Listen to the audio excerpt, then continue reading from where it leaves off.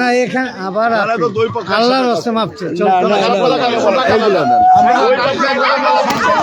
আমি খুব কনফিডেন্টলি বলেছিলাম, রাইট? যারা আমাকে এখন দেখছেন, হাত জোর করে আপনাদেরকে একটা কথা বলছি, নিপুণ যা করেছে সেটা আসলে উদাহরণ হওয়ার মতো ব্যাপার, এবং আপনারা দেখেছেন আমরাও কাউন্টারে দিয়েছি। দীপজল সাহেবের ভিতরে কত বড় বিনয়, দীপজল সাহেব কত বড় একজন দানশীল। দেখেন, তার কাছে পজিশন ডাজেন্ট মিন এনিথিং, তার কাছে সভাপতি কোনো ব্যাপার না। আমি তার সব দিক থেকে ছোট। উনি বলছে উনি কত বড়, মানে কলিজার হার্ট দেখেন উনি, আমি তার ছোট সমস্ত দিক থেকে। উনি বলছেন তুই প্রেসিডেন্ট। আপনি চিন্তা করে দেখেন, দানশীল কাকে উনি ওনার প্রেসিডেন্ট পদটা আমাকেই তো দিয়ে দিলেন যে তুই থাক, তুই এটা বুঝোস, তুই থাক, এটা আমি আছি পিছনে। এটা কয়জন পারে, কার পক্ষে সম্ভব? এবং আমরা তার যে অক্লান্ত 21 জন সৈনিক, আমাদের সাথে আরও আমাদের প্রডিউসার অ্যাসোসিয়েশনস, আমার বিভিন্ন অ্যাসোসিয়েশন, বিভিন্ন সংগঠনগুলো, ইভেন তো আপনারা যে হারে আমাদেরকে দেড় মাসে যে আমাদেরকে সহযোগিতা করেছিলেন, আমরা রিয়েলি কৃতজ্ঞ। এই জয়টাকে আমরা চলচ্চিত্রের স্বার্থে আমরা আমাদের যে ভাই বোনরা আমাদেরকে অক্লান্ত পরিশ্রম করে আমাদের জয়টা ছিনিয়ে এনেছে, তাদেরকে উৎসর্গ করলাম। আমি এত কথা বলতেও চাই না, কাউকে ছোট বানাইতে চাই। রাইট। আমার একটা কথাই, শিল্পী সমিতির কাজ করার জন্য আসছি। কিছু কাজ আছে, সেই কাজগুলো পরিপূর্ণভাবে যেন করতে পারি। সবার কাছে দোয়া চাই এবং সুন্দরভাবে কাজগুলো যেন শেষ করতে পারি। আসসালামু আলাইকুম। অবশ্যই সন্তুষ্ট। বলেন। সরি, না এখানে আবার আল্লাহর রাস্তে মাপছে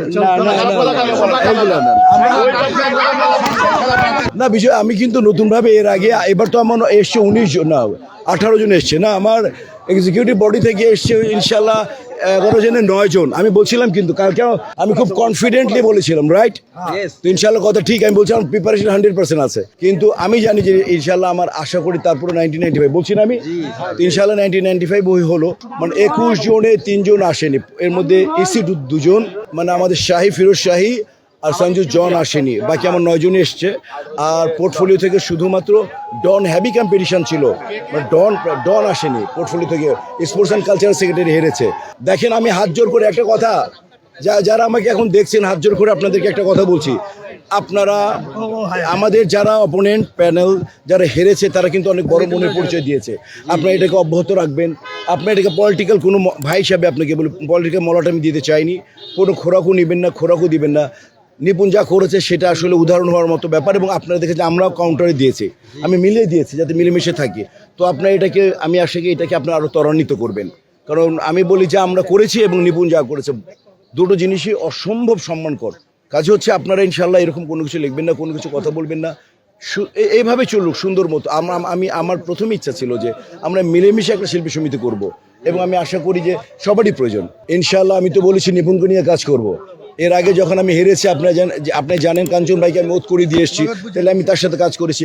আপনি গত 2 বছরে আপনারা আমার কাছ থেকে কোনো প্রশ্ন উত্তর নিতে পেরেছেন শিল্পী সমিতি সম্পর্কে? নতুন বা ইলিয়াস কাঞ্চন বা শিল্পী সমিতি সম্পর্কে আমার কাছে একটি নেগেটিভ ওয়ার্ড শুনেছেন? সেন্টেন্স তো দূরের কথা।